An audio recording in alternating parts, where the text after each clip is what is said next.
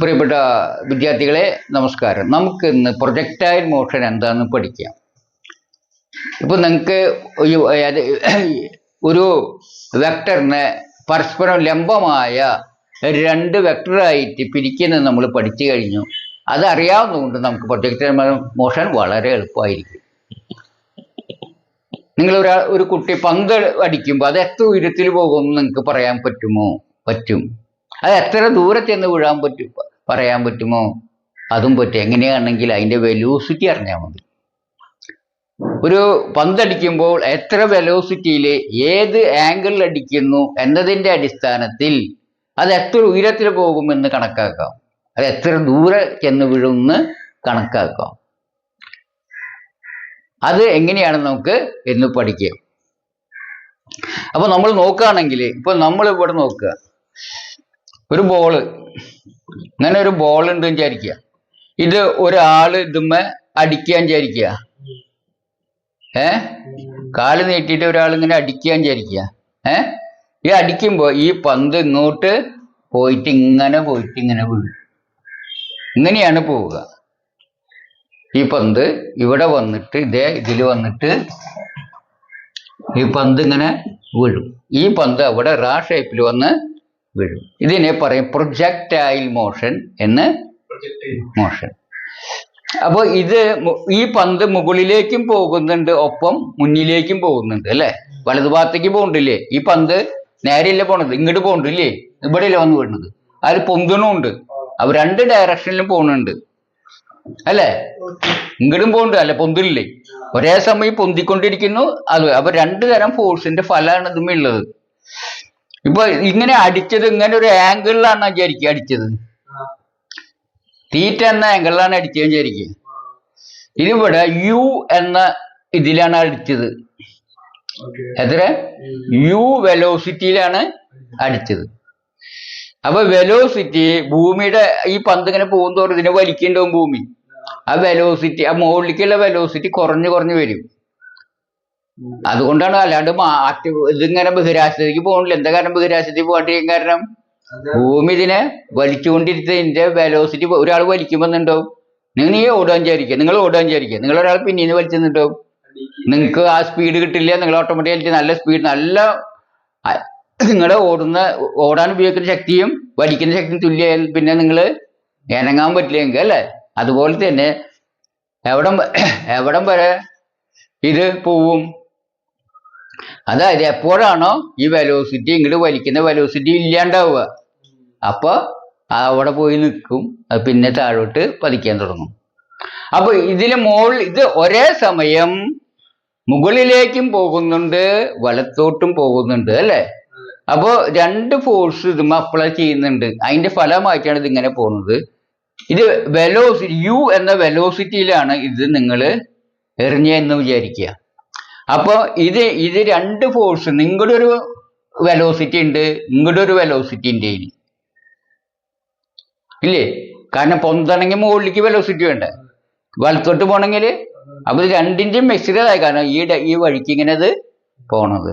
അപ്പൊ എന്താണ് നിങ്ങൾക്കറിയാം? ഇങ്ങോട്ട് ഉള്ള വെലോസിറ്റി യു എന്തായിരിക്കും? യു ഇങ്ങോട്ട് ഉള്ളത് ഇതിനോട് ചേർന്ന് ഇതിങ്ങനെ ഇത് ട്രയാങ്കിൾ വരയ്ക്കുകയാണെങ്കിൽ നമുക്ക് കണ്ടുപിടിക്കാന്ന് മനസ്സിലായില്ലേ? ഇങ്ങോട്ടുള്ള വെലോസിറ്റി യു കോസ് തീറ്റയും മുകളിലേക്കുള്ളത് യു സൈൻ തീറ്റയാണെന്ന് പഠിക്കുമ്പോൾ അല്ലേ? മനസ്സിലായില്ലേ? അല്ലല്ല, ഇതിൽ സ്റ്റാൻഡേർഡ് വാല്യൂ യു എന്നാണ് സാധാരണ പ്രൊജക്ടൈൽ മോഷനിൽ കൊടുക്കുക. എല്ലാ ബുക്കിലും അങ്ങനെയാണ് കൊടുത്തോണ്ട് വിരോധമൊന്നുമില്ല. അപ്പൊ നമുക്ക് പെട്ടെന്ന് തന്നെ മനസ്സിലാവാനായിട്ട് ഇനീഷ്യൽ വെലോസിറ്റി യു കൊണ്ടും ഫൈനൽ വെലോസിറ്റി വി കൊണ്ടാണ്. V final velocity, U initial velocity.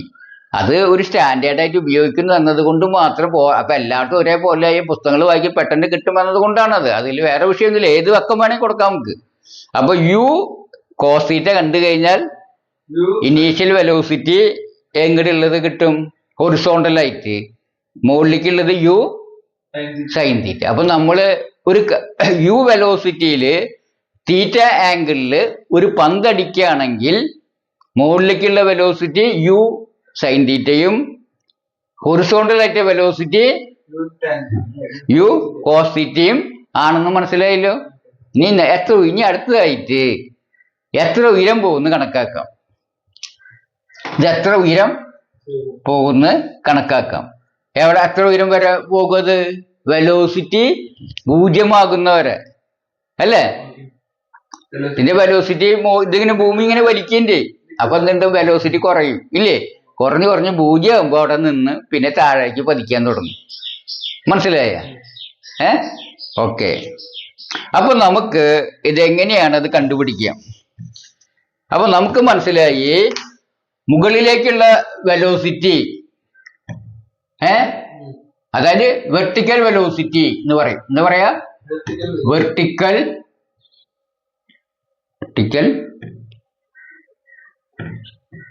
Velocity. Vertical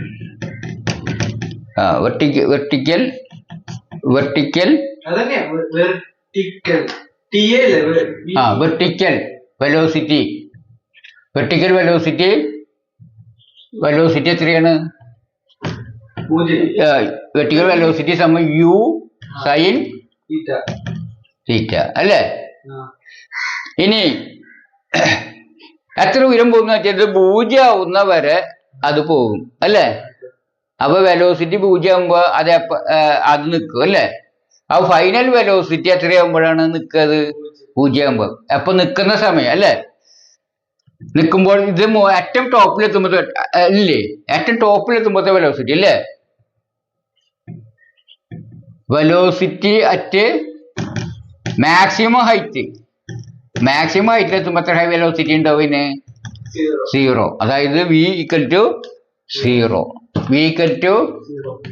0 അല്ലേ? അത് മനസ്സിലായല്ലോ. അത് നമ്മൾ പഠിച്ചിട്ടുണ്ട്. വി ഇപ്പൊ കണ്ടുപിടിക്കാൻ ഒരു സൂത്രം നമ്മൾ പഠിച്ചിട്ടുണ്ട്. എന്താ പഠിച്ചിട്ടുള്ളത്? നമ്മള് v = u + at പഠിച്ചിട്ടുണ്ട് ഇല്ലേ? അതായത് ഫൈനൽ വെലോസിറ്റി കാണാനായിട്ട് ഇനീഷ്യൽ വെലോസിറ്റിന്റെ കൂടെ ആക്സിലറേഷൻ ടൈം കൊണ്ട് ഗുണിച്ച് കൂട്ടിയാൽ മതി എന്ന് പഠിച്ചിട്ടുണ്ട്. അങ്ങനെയാണെങ്കിൽ ഇവിടുത്തെ നോക്കി, ഇവിടുത്തെ v കിട്ടാൻ തീരാ മതി. ഇനീഷ്യൽ വെലോസിറ്റി എത്രയായിരുന്നു മുകളിലേക്കുള്ളത്? യു സൈൻ തീറ്റ അല്ലേ? അല്ല യു സൈൻ ഫൈനൽ വെലോസിറ്റി കിട്ടാനായിട്ട് യു സൈൻ തീറ്റനെ പ്ലസ് കൂട്ടിയാൽ മതി. ആക്സിലറേഷൻ g അല്ലേ? ഭൂമിയുടെ ഇതല്ലേ? ടൈം നമുക്കറിയില്ല.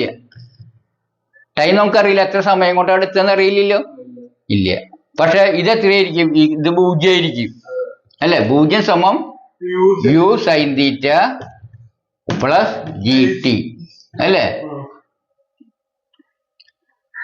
അപ്പൊ ഇവിടെ ആക്സിലറേഷൻ അല്ല ഉണ്ടാവുക. എന്തുണ്ടാവുക? അതായത് ആക്സിലറേഷന് പകരം അതെന്തുണ്ടാവുക എന്ന് വെച്ചാല് നെഗറ്റീവ് ആക്സിലറേഷൻ ഉണ്ടാക്കുക.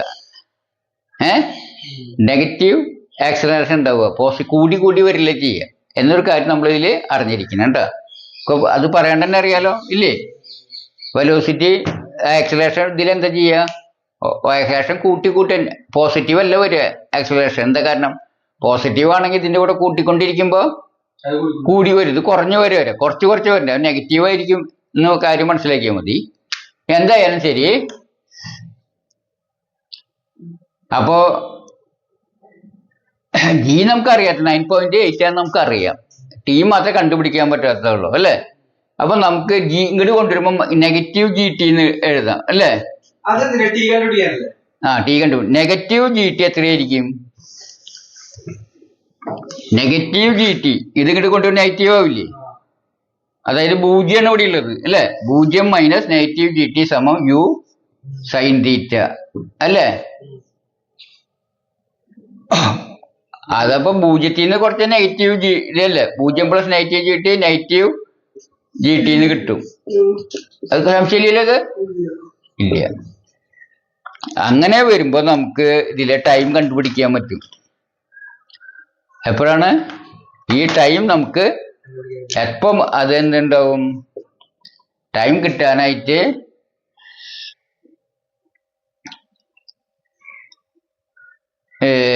യു സൈൻ തീറ്റ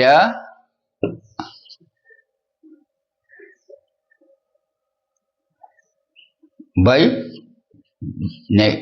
ജി, നെഗറ്റീവ് ജി അല്ലേ? അപ്പോ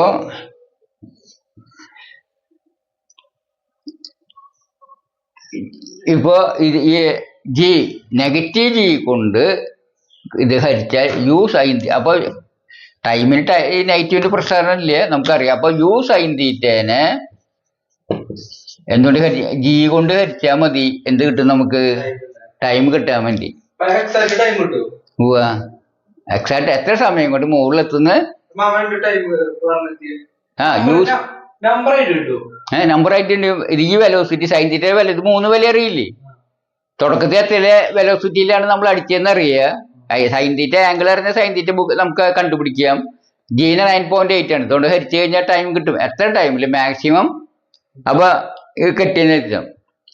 ഈ ജീന് ഇതെന്താ വെച്ചാല് ഇതിന്റെ വില നെഗറ്റീവ് വെച്ചാൽ നെഗറ്റീവ് പോസിറ്റീവ് ആവും. കാരണം മനസ്സിലായി എന്താ കാരണം? നെഗറ്റീവ് കാരണം ഇത് ആക്സിലേഷൻ അല്ല വരിക, കീഴ്പ്പെട്ടിക്കല്ല പോണത്, മേപ്പെട്ടിക്ക പോണെന്ന് പറയുമ്പോ ജീനിൽ നെഗറ്റീവ് ജി എന്തായിരിക്കും? നെഗറ്റീവ് 9.8 ആവും. അപ്പൊ ഇത് ക്യാൻസൽ ആയിപ്പോ അങ്ങനെ ഇത് ഉത്തരം വരും ട്ടാ. അങ്ങനെയാണ്. അപ്പൊ എങ്ങനെയാ എന്തായിരിക്കും എത്ര ഹൈറ്റ് പോകുന്നറിയാൻ? അതായത് യു സൈൻ തീറ്റേനെ, അതായത് വെർട്ടിക്കൽ വെലോസിറ്റീനെ ഹരിച്ചാൽ മതി. അപ്പൊ എത്ര സമയത്ത് ഏറ്റവും മുകളിലേക്ക് എത്തുന്ന കണ്ടുപിടിക്കാം അല്ലേ? അപ്പൊ സമയം കിട്ടി. അപ്പൊ ഒരു യു വെലോസിറ്റിയില് തീറ്റ ആംഗിളില് ഒരു പന്തടിച്ചാൽ എത്ര സമയം കൊണ്ട് മാക്സിമം ഹൈറ്റ് എത്തും ചോദിച്ചു കഴിഞ്ഞാൽ യു സൈൻ തീറ്റേനെ ആ വെലോസിറ്റിയെ സൈൻ തീറ്റ കൊണ്ട് ഗുണിച്ച് അതിനെന്തുകൊണ്ട് ഹരിച്ചാൽ മതി? അതായത് ഗ്രാവിറ്റിയുടെ കൊണ്ടുള്ള ആക്സിലറേഷൻ, അതായത് 9.8 കൊണ്ട് ഹരിച്ചാൽ ആ ടൈം കിട്ടും. അപ്പൊ u sine theta by g ആണ് എന്ത്? അതിന്റെ ഏത് ടൈം, സമയം, എത്ര സമയം കൊണ്ട് ഇല്ലേ? നമുക്കറിയാം സമയം, പിന്നെ എന്തൊക്കെ അറിയണം?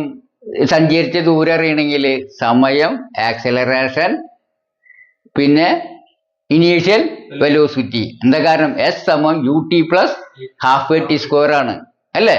ഇപ്പൊ മുകളിലെത്തുന്ന സമയം കണ്ടുപിടിച്ചു കഴിഞ്ഞു. ഇനി മുകളിലെത്തുന്ന എത്ര ദൂരം പോയിന്ന് കണ്ടുപിടിക്കാനായിട്ട് സമയം കിട്ടിയാൽ മതി. സമയം കിട്ടിയില്ലേ? സമയം കിട്ടിക്കഴിഞ്ഞാൽ നമുക്ക് ആക്സിലറേഷൻ ജി അല്ലേ? അത് നെഗറ്റീവ് ആണ് വരിക, നെഗറ്റീവ് 9.8 വരിക. മുകളിലേക്ക് പോകുമ്പോ കുറയല്ലേ ജി, അതുകൊണ്ട്. പിന്നെ അപ്പൊ ജി ആക്സിലറേഷൻ കിട്ടി നെഗറ്റീവ് 9.8 ആയിരിക്കും. സ്റ്റാർട്ടിങ്ങിലത്തെ എ ആയിരിക്കും, അല്ല എന്ന് വെച്ചാൽ യു ആയിരിക്കും. ആക്സിലറേഷൻ കിട്ടിയ ഇത് ടൈം ഇതായിരിക്കും u sine theta by g. അപ്പൊ നമുക്ക് മാക്സിമം ഹൈറ്റില് പോണത് കണ്ടുപിടിക്കാന്. അപ്പൊ ഇത് ടൈമിന്റെ ഫോർമുലയാണ്. അപ്പോ മനസ്സിലായ? ടൈം അതായത് മാക്സിമം ഹൈറ്റ് എത്താനുള്ള ടൈം എത്രയാണ്? U sine theta by g എന്ന് പ്രത്യേകം ഓർമ്മ വയ്ക്കുക. ഇതാണ് ടൈം കണ്ടുപിടിക്കാനുള്ളത്. Equal to time for maximum height. Maximum ഹൈറ്റിനുള്ള ഫോർമുലയാണ് ഇതിപ്പോ മാക്സിമം ഹൈറ്റ് എത്ര സമയം എടുക്കും. ഇനി മാക്സിമം ഹൈറ്റ് എത്ര പോണെന്ന് കണ്ടുപിടിക്കാൻ വിചാരിക്കുക. നമുക്ക് ഇനി അത് കണ്ടുപിടിക്കാം. അതൊരു മറ്റൊരു ക്ലാസ്സിലാവും. അതുവരേക്കും ഇവിടെ നന്ദി, നമസ്കാരം, ബൈ.